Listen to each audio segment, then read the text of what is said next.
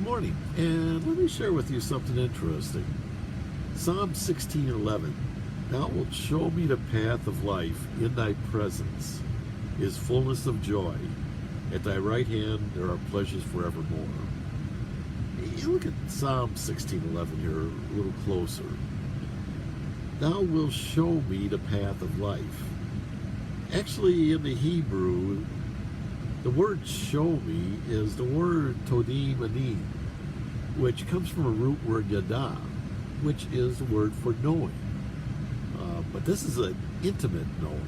It's the word that's used when Abraham knew his wife and Isaac was produced. It's an intimate knowing.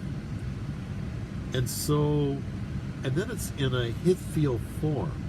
Hithfiel makes it causative.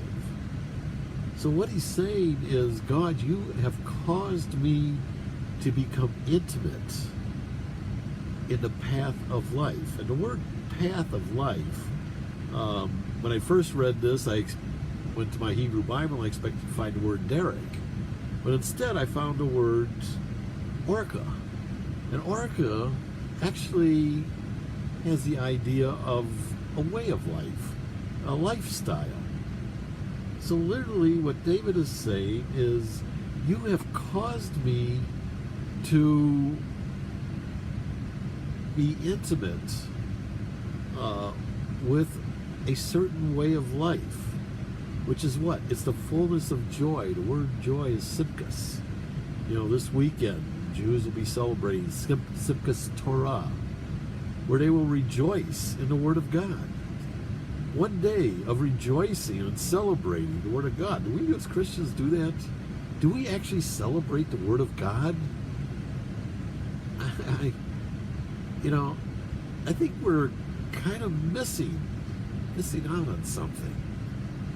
But back to this idea of the fullness of joy. The word fullness is sabah in Hebrew, which, well, it's a picture of having a great feast and eating till you can't eat anymore. I mean, you eat so much that even if they put that warm, luscious brownie in front of you, you just couldn't eat it because you're absolutely filled. It's the ultimate in joy. Now, how's this playing out? For many people, becoming a Christian and living a Christian life is simply a list of do's and don'ts, of sacrifice, all so they can do what? Get to heaven after they die.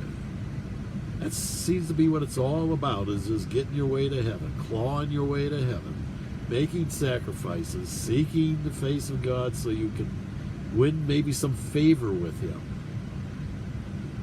And one thing I was really impressed about Judaism is they do believe in an afterlife.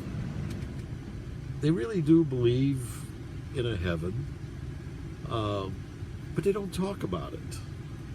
And the reason they don't talk about it is because they're afraid that if they do and they start anticipating heaven, then they're not certain whether they're really serving God because they're wanting to get to heaven, or they're serving God out of a love for Him. And they're seeking the joy of the Lord. And so they focus on their life here on earth, serving God simply, every day. An Orthodox Jewish man says, recites the Shema, where he says, thou shalt love the Lord thy God with all thy heart, soul, and might. In loving God, you find that fullness of joy. God put us on earth not to give us a bunch of do's and don'ts and making it so difficult for us to live life with sacrifices, denying ourselves. He wants us to experience joy.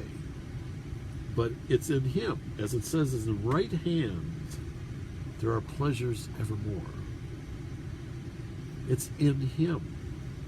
It's when we follow His way of life that we discover that fullness of joy. We follow his way of life to share in him his pleasure. And we need to remember that. We need to keep that in mind, that this is why we are following God, because that's the way God created us.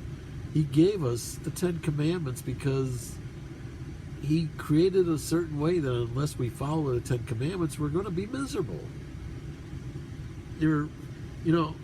Someone once posted a sign outside the church, God gave 10 Commandments, not 10 suggestions. But when you look at that word Torah, or you look at the word commandments, you find it is basically suggestions. He gave us 10 suggestions on how we can live our life to find that fullness of joy. We just have to alter our thinking a little. Because, if we recognize that he's with us every moment of the day, and everything we do is unto him, that's when we find that fullness of joy.